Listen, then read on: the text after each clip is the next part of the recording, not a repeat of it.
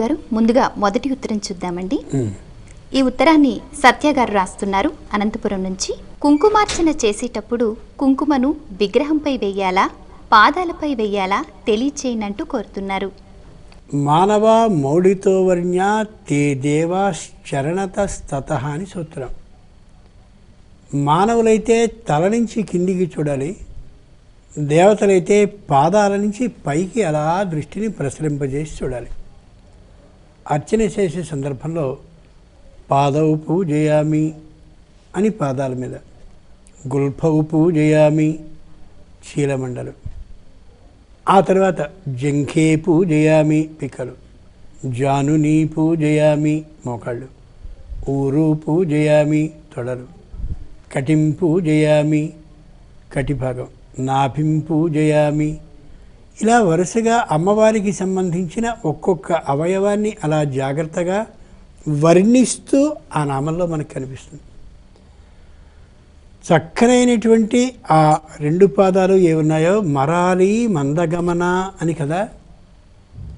ఆడు హంస ఏ విధంగా నిదానంగా నడుస్తూ ఉంటుందో అలా నడిచేటటువంటి పాదాలు కలిగిన ఓ తల్లి, అలాంటి నీ పాదాలకి అర్చన చేస్తున్నాను అన్నప్పుడు స్వచ్ఛంగా పాదాల మీద అలా పాద విధానంగా ఉండేలాగా కుంకుమని వేయడం. ఇలా వరుసగా ఒక్కొక్క అవయవానికి సంబంధించిన వర్ణనే మనకి నామాల్లో కనిపిస్తుంది. వాటిని చిన్నవిగా చేసి పెట్టారు, కానీ జాగ్రత్తగా పరిశీలించి చూస్తే మొత్తం సహస్రనామాల్లో ఉండే ఆ నామాలన్నిటిలోనూ ఆ అర్చన చూస్తే మొత్తం అంతా అమ్మవారి రూపం దాంట్లో వచ్చేస్తుంది. అంచేత ఏ అవయవానికి సంబంధించిన అర్చనని చేస్తూ ఉంటే ఆ అవయవం వద్ద మాత్రమే ఈ కుంకుమని వేయడం కనిపిస్తుంది. అలా ఒకసారి పాదాది శిరపర్యంతము పూజ చేశాక అక్కడి నుంచి ఇంకా పాదాల దగ్గరే పూజ చేయాలి, కానీ తల మీద వేయడం మాత్రం సరికాదు. అంచేత పాద పూజ మాత్రమే చేయాలి మనం మొట్టమొదట.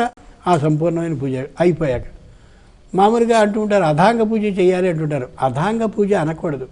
అథ అంటే అంతకు ముందంతా ఓ పూజ అయిపోయిన తర్వాత అథ అంటే అనంతరం, అథ అంటే ఆ పూజ అయిపోయాక అంగ పూజ, అమ్మవారి అవయవాల్ని పూజించడం అన్నది తప్ప అథాంగ పూజ అనేది ఒక ప్రత్యేకమైన మాట మాత్రం కాదు. ఇలా పూజ చేయడం ఏదో అలా చేయాలి.